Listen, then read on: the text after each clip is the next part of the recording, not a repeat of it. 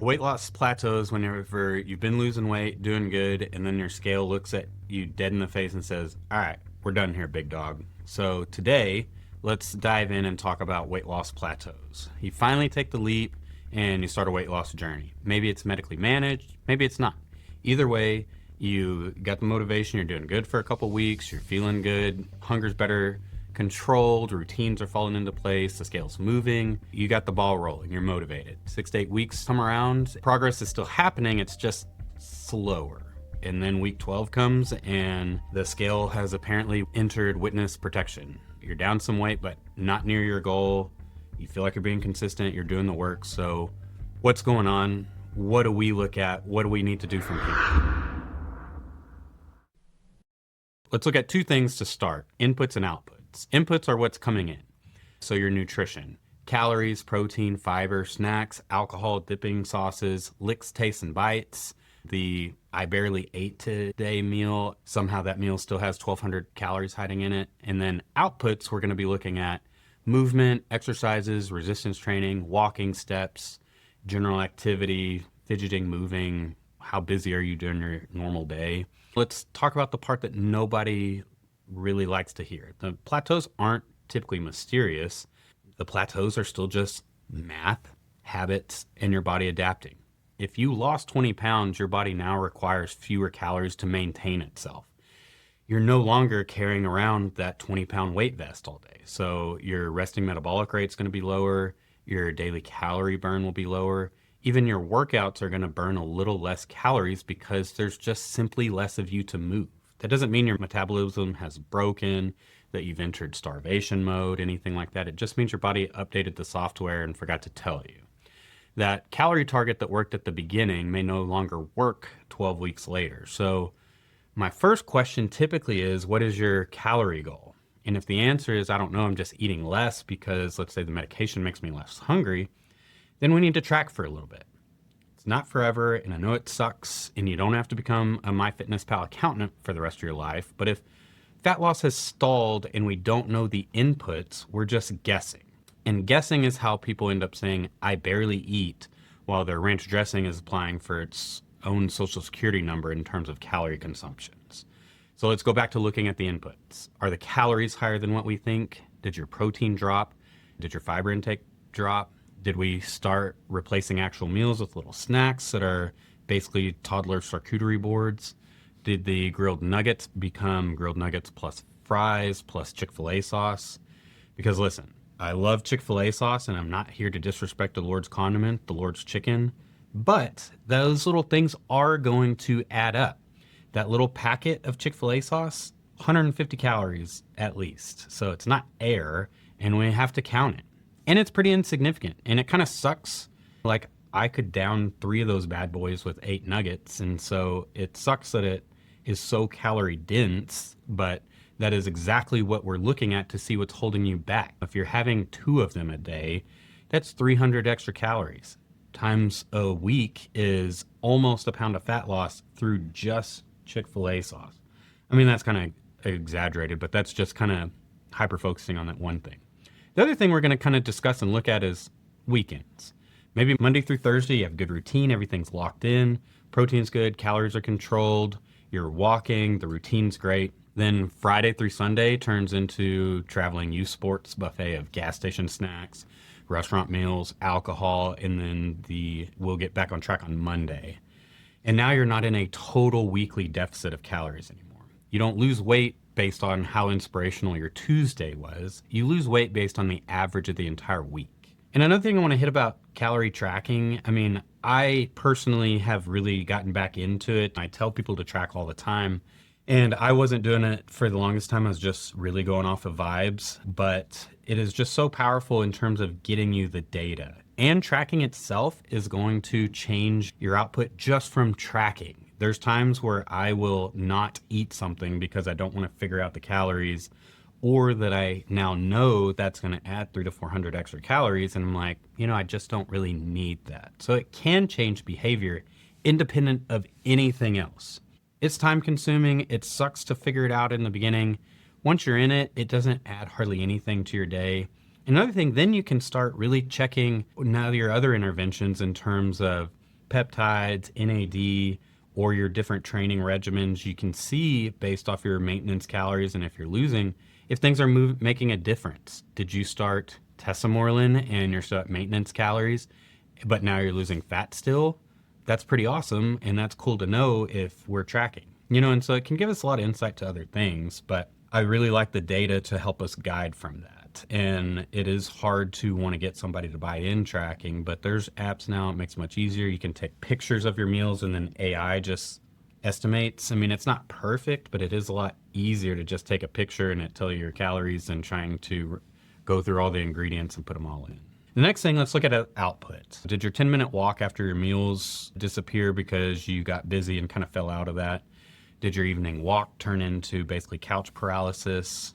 Did your resistance training go from 3 to 4 days a week down to 1 to 2? Did work stress, travel, kids schedule, just life slowly start catching up and remove the movement that you were doing to help lose the weight in the first place? And that's a lot of why the plateaus happen. Just life gets back in the way. It's not because you're broken. It's because the plan that you got started on may not be the plan that gets you to the next phase. So what do we do? If we're stuck, something's got to change. And we don't have to wipe everything and start over. Let's just change something. The fix is typically not even that dramatic. It may just be as simple as finding 100, 200 calories a day to drop from your intake. Or we could increase your output. Just walking, your 30 minutes walking can get that extra 100, 200 calories that we're trying to get. Or it can come from tightening up the little leaks. A tablespoon of sauce here, another sauce packet over here, a few drinks that you're now getting a little bit more over the weekend calories as a whole.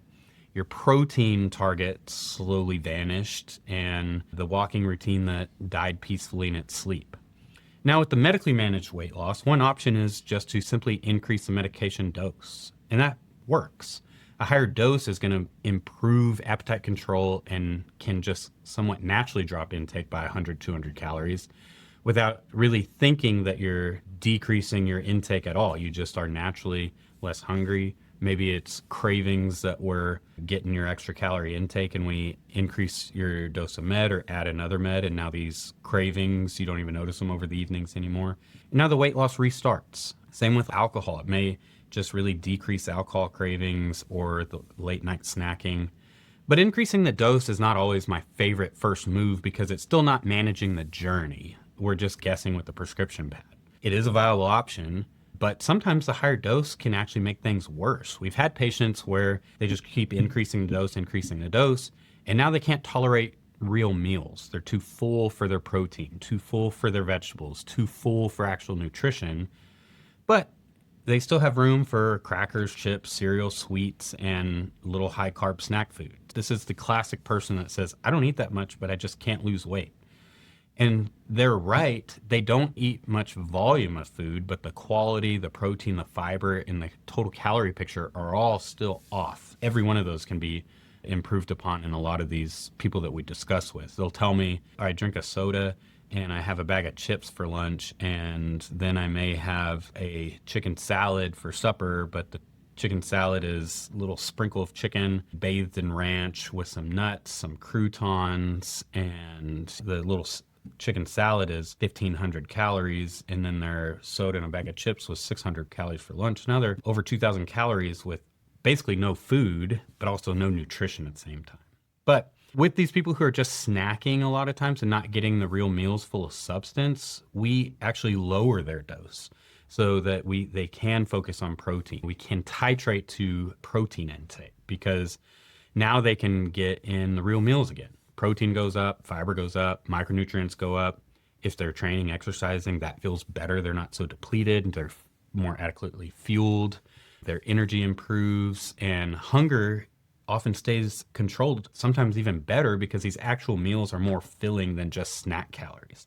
That's a huge point. The answer is not just more medication. Sometimes the answer is a better managed dose and a better managed plan. You can increase output, and could you burn an extra 100, 200 calories a day? Sure. But this typically takes more time and effort than just controlling input. It might mean adding a 30-minute walk. It can bring back your 10-minute walks after each meal, or just getting your total step count up more. It might mean returning to more consistent resistance training. But we have to be honest. It is usually easier not to eat 200 calories than it is to burn 200 calories. That doesn't mean exercise doesn't matter. It absolutely matters. Exercise helps preserve muscle, improve insulin sensitivity, improve mood, improve cardiovascular health, and keep you from becoming a smaller but weaker version of yourself. For pure fat loss, nutrition is typically driving the bus. Exercise is still on the bus. It's important, it's helping, and it brought snacks. But the nutrition is driving it. Now there's another situation. If someone has been dieting hard for 4, 5, 6 months, sometimes pushing harder is not the answer. Sometimes it may be worth increasing calories back towards maintenance a little bit. The key here is maintenance. It does not mean fly off the rails. It does not mean entering your family-sized bag of chips in a single serving area. It means intentionally eating closer to baseline to recover better, train better, sleep better, reduce diet fatigue, and stop feeling like every day is a prison sentence with grilled chicken. Some people may even just shift to a muscle building phase for a while. You increase your calories, now you feel better, you increase your training volume, you focus on strength, you build muscle, and this is going to maintain the weight loss you already achieved, because there's a huge difference between a planned increased maintenance phase and I blacked out and I woke up inside a queso bowl. Maintenance is not failure, maintenance is a skill. And honestly, sometimes maintenance is a win overall. And sometimes these phases of life just happen. There are seasons of life where it's just not going to be set up for aggressive weight loss. Your stress is high, work demands are up, sleep is down, travel is frequent, kids' sports are every weekend, you're eating from concession stands and praying the hot dog was manufactured in this decade and with some sort of meat that you actually know what it's from. In those seasons, the goal is not rapid weight loss. The goal is just damage control. Don't go backwards. And this is where I really like medically managed weight loss, because sometimes we can just use the medication to not chase aggressive losses, but help maintain progress during chaotic seasons, or just, again, prevent going backwards. That matters, because if you've lost 30 pounds and then life gets crazy for 8 weeks, maintaining that 30-pound loss is a massive win. We need to be proud of that. We don't need to discredit the work you've done because now you've gained 2 to 3 pounds back. You do not have to be in a weight loss mode every second of your life. You're human. You're allowed to have date night. You're allowed to eat ice cream with your kids. You're allowed to have beers with the boys around a campfire. Responsibly. Don't turn the bush lattes into a macro plan. But the goal is not perfection. The goal is being consistent enough, long enough to keep moving in the right direction. Most people don't fail because they hit a plateau. They fail because they hit a plateau and assume the whole weight loss journey is over. It's not over. It just means the next phase requires an adjustment. Let's actually track for a little bit. Let's recheck your calorie target. Let's recheck your basal metabolic rate, your resting metabolic rate. Let's make sure our protein is still getting in. Let's make sure we're getting fiber. Let's somewhat control the weekends, and let's make sure you're getting your step counts. Again, we're super big proponents of resistance training, and make sure we can at least get 2 days a week. We're going to adjust the medications intelligently if we need during these phases as well. And then if you're just in a phase of life where maintenance is going to be a win, let's just accept that and, again, damage control. Let's get you through this increased stress phase, and once your life settles in, then we can really dial things back in. But one of the other things with the plateau is labs. We can dive a little further just to make sure that there's nothing from a lab standpoint, and that'll help us keep from just guessing. If someone is truly being consistent, nutrition is reasonable, activity is in place, and the scale will not move, we need to make sure there's not something else holding them back. So let's check thyroid function. Let's check your sex hormones. Let's check a fasting insulin, your A1C. Let's check your glucose control, total body inflammation, your micronutrients, your vitamin D, your B12, your iron. Because if your ferritin and iron's low, then your activity tolerance is going to be garbage. You may not recover well. You're going to feel like every workout requires a motivational speech and a small miracle. If insulin resistance is still significant, fat loss can be stubborn, cravings are going to be harder to control, and hunger signals are just going to be overall messier. If your thyroid levels are off, energy expenditure, fatigue, training, performance, recovery are all going to be affected. And again, we love hormones and we want to make sure they're as optimal as possible. Your low testosterone, your poor free testosterone, abnormal thyroid signaling, perimenopause, menopause, poor sleep, high stress, under recovery, they can all make this weight loss journey much harder. Labs don't magically make fat loss happen. The calories still matter, But labs can help us explain why someone feels like they're dragging a dead body through the process. And unfortunately, that dead body is them. That difference can help between medically managed weight loss and just handing someone a medication and hoping that appetite suppression does all the work. We want to know along the way, are you losing fat? Are you preserving muscle? Are you eating enough protein? Are you metabolically improving? Are you tolerating your activity? Are your hormones, your thyroid, your iron, your insulin resistance working with us or against us? Because the goal is not just making the scale smaller, the goal is making the human healthier. Weight loss is not one long sprint. It's a series of phases. Sometimes you're losing, sometimes you're maintaining, sometimes you're rebuilding. Sometimes you're just not trying to undo 6 months of work during baseball tournament season. And that's okay. Again, the goal is not to be perfect.